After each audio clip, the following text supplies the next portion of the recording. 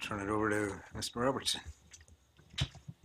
Good afternoon, everybody. Thank you for inviting me to come speak on uh, on our programs and what's going on in Indian country. I'm an enrolled member from the Sisseton-Wahpeton Sioux tribe in northeast South Dakota, and I started my public safety career when I was in the Navy as a corpsman and moved into EMS up in northeast South Dakota from there in law enforcement. But I'm speaking to you today again. There were some questions posed to us. And rather than bringing all kinds of numbers from our program, the BIA Highway Safety Program, which changes every year based on the number of applicants, it's nothing steady. All the programs change from year after year. And so that's something I just don't want to bring to the committee. What I wanted to bring to the committee is my life experience as an officer. I've been in the Bureau of Indian Affairs for many years. I've been through a lot of different reservations, Oklahoma, Washington, Arizona, Colorado, South Dakota, North Dakota, Minnesota, all over the United States. And in my position now, I speak with tribes on a daily basis on things that are going on in Indian country. And I'm happy to be able to provide funds to our tribes through our granting program. But it's also something that is a little bittersweet because of the issues that are happening out there that actually are probably contributing to the lack of enforcement activities that are happening. One of the big ones, and Nancy mentioned it, and I want to really speak on it, is sovereignty of the tribal nations is something that's solemn. It's something that we hold dear. Um, but we also have to remember that sovereignty is also applies to our state and local partners. They also have their jurisdictions. They also have their um, the things that drive them.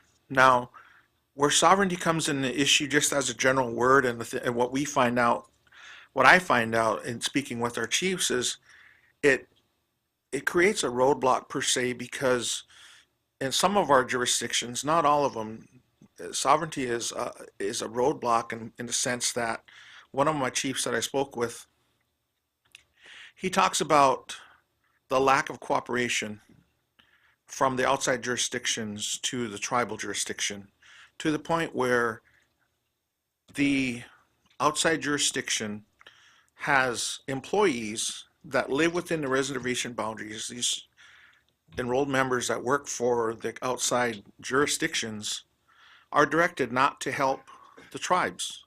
So they drive their units in, go to sleep, go home, take their days off, and then drive their vehicles outside the reservation, and they're directed not to assist because of the sovereignty issue on both sides.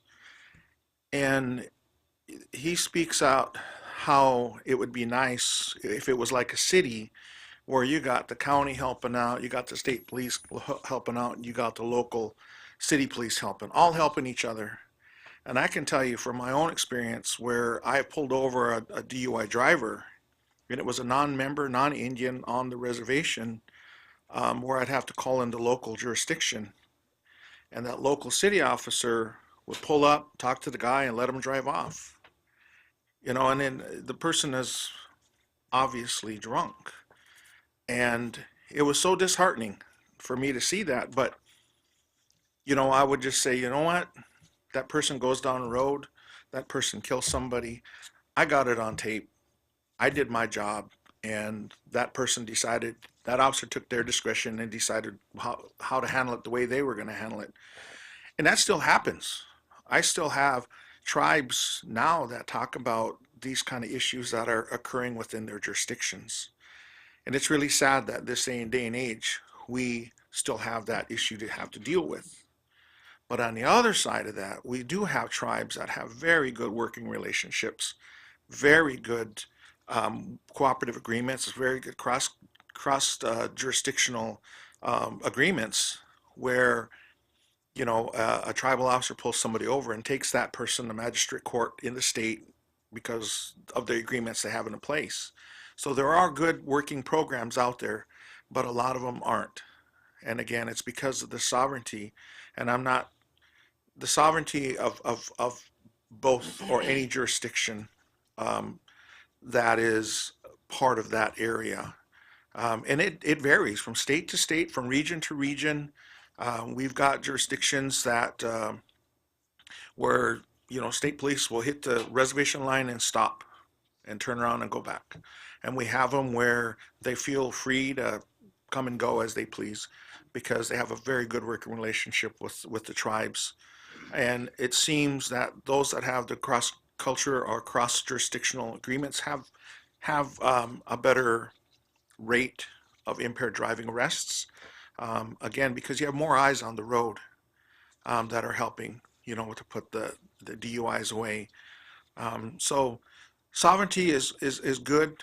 We can't change the sovereignty of the tribes. It's up to them to come up and and work with the counties and the commissioners and for these type of activities to get better for their government to government agreements to help the impaired driving.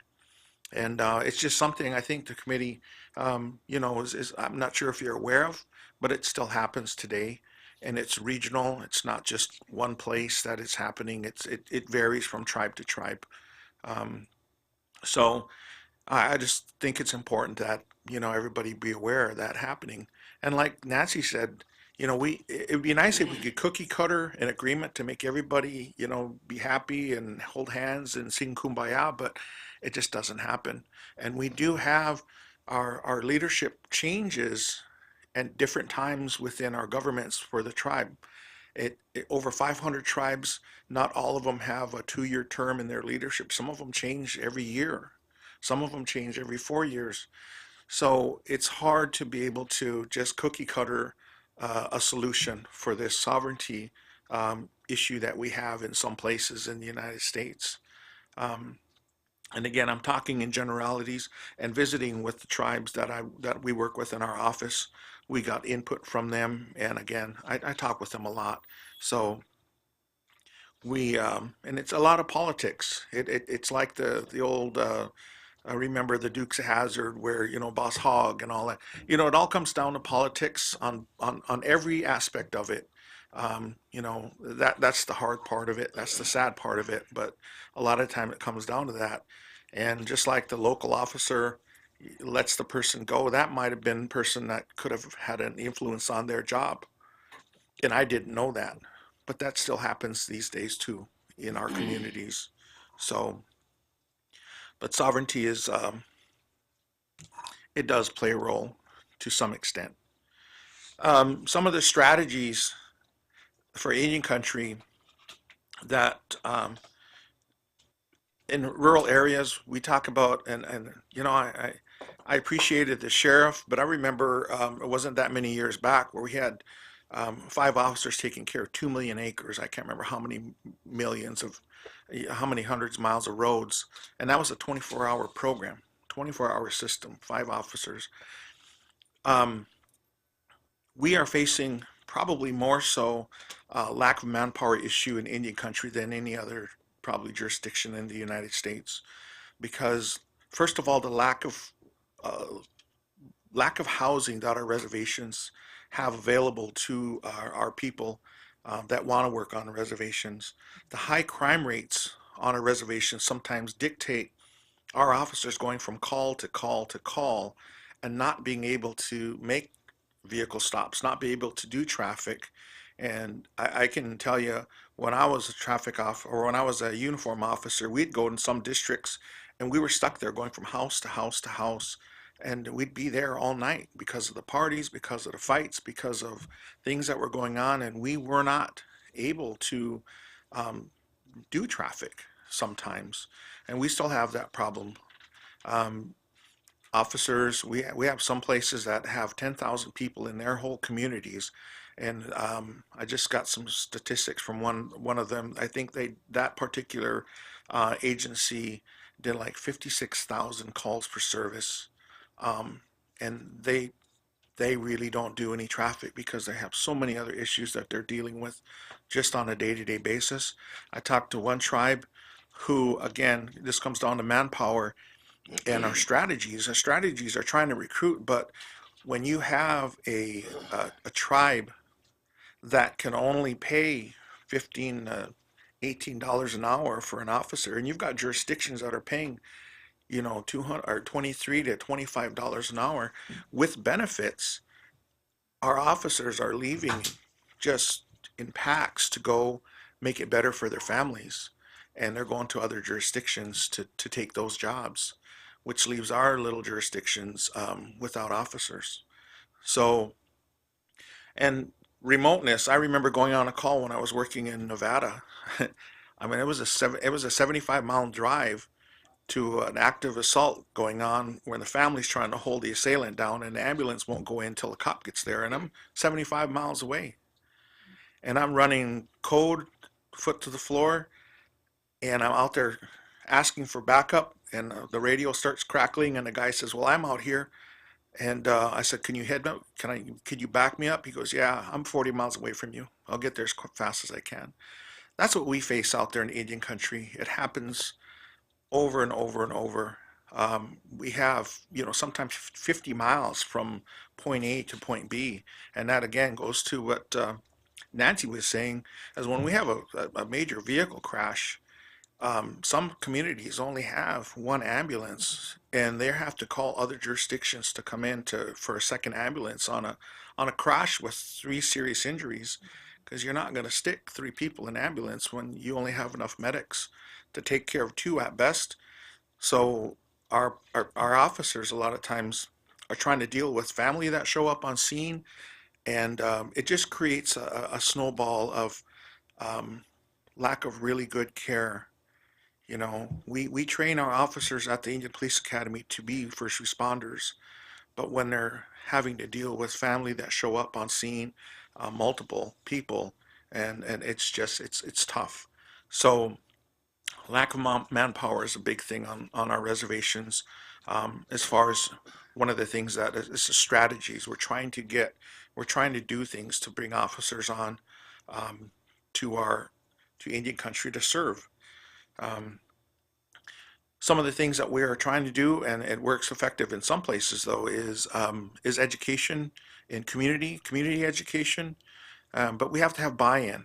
So there's um, there's the balance of doing too much enforcement and alienating your police officers, that you keep arresting everybody, and nobody's going to want to come to your community teaching because now you've arrested so many people that they hold something against you. It's hard to really get trust in a community, and that's one of the things that with Indian communities you have to have trust. You have to have the buy-in from the community before the word gets out. So it's one of the things. It's one of the strategies that we work on. Some of our agencies do that very well, and some of them again can't just because of lack of manpower. It's important part of it to get out in the community. Um, so finding that balance is hard to in Indian country just based on the people we have. Um, we do have a lot of barriers to progress. One of the bigger barriers is court systems. We don't have a lot of really strong court systems on the reservations. Um, we have we do have court systems that are contemporary court systems. Some of our tribes don't have a prosecutor. They don't have the funds for a prosecutor, and our officers are literally prosecuting their own cases for DUI. They're writing their own affidavits. Filing everything, and they're prosecuting their own cases for DUI and traffic, as well as general crimes, anything misdemeanor. We get into major crimes, FBI comes in, but for our misdemeanors, we don't have. And on top of that, we don't have defense attorneys for a lot of our tribal systems. Um, so it's when something gets to a level where let's say in some cases a state wants to look at a tribe's a person. We've had cases where in New Mexico where a person hit a car, killed people, and the state wants to elevate that number of DUIs based on what they've got in the tribes. Those DUIs on the tribes don't hold water because there's no defense for them. They didn't have the due process that you would normally. The other thing is that we have on tribes is some of the tribes don't have statutes. I know one tribe that has reckless driving. That's it. That's all they have. They don't have speeding. They don't have seatbelt. In 1 year, I believe they had like 13 fatalities. Every one of them was ejected. They don't have a seatbelt law. And in speaking with those folks over there, they said, "Well, we're impoverished to the point where we don't feel it's right to um, fine our people, so they don't have the laws to enforce. But yet, it almost doesn't make sense. But that's the way they choose to run their government, and we can make recommendations. But it's really up to them. But it's really a situation where there's not no no traffic statutes to actually enforce. And those are some of the things. The court systems. I remember when I was an officer years ago. I remember arresting a guy who was on his ninth DUI. I mean, and it was just a revolving door. The most he could get was $300 fine. That was it. And we have some tribes that do have a strong tribal court system, and we are really, in a sense, putting our DUIs and our in court, or we're putting them in jail, for life, one DUI at a time, because we just keep fixing it or putting them in jail, arresting. We're never going to arrest our way out of the problem. But again, we go back to lack of funding. We don't have treatment facilities on the reservation in some cases to help them with their addiction, or that they don't have the means to go off of the reservation to get those treatments to help them. So the poverty, again, is one of those levels that really kind of exacerbate this problem. But we do have places that do have good DUI courts, and they do have um, good working courts. So again, we go from having almost nothing to just good services on the reservations. Um, Nancy brought up about going off the reservation to because because the reservation's dry, or there's no. I'm not sure if everybody's aware, but the White Clay community right outside of Pine Ridge. Yeah, well, there was just a crash with multiple victims between White Clay and Rushville. So we can see how it changed things. Now they're going further to get their. So it's a very complex problem. Um, it starts down from poverty on up. It moves up in the situation. The 911 systems. I know places that still have the 7-digit system to get a hold of your local police department because the 911 system isn't working, or the county makes the tribes pay for their 911 and they don't have the funds, so they use their 7-digit. So there's a lot of needs that are happening, and they're really complex. And my program works with agencies with one officer all the way up to agencies with 100 officers. So um, it's a difficult situation, and I appreciate being able to visit with you folks and let you know um, the complex issue that we deal with in impaired driving. Thank you. Great. Well, thanks to you both. We have time for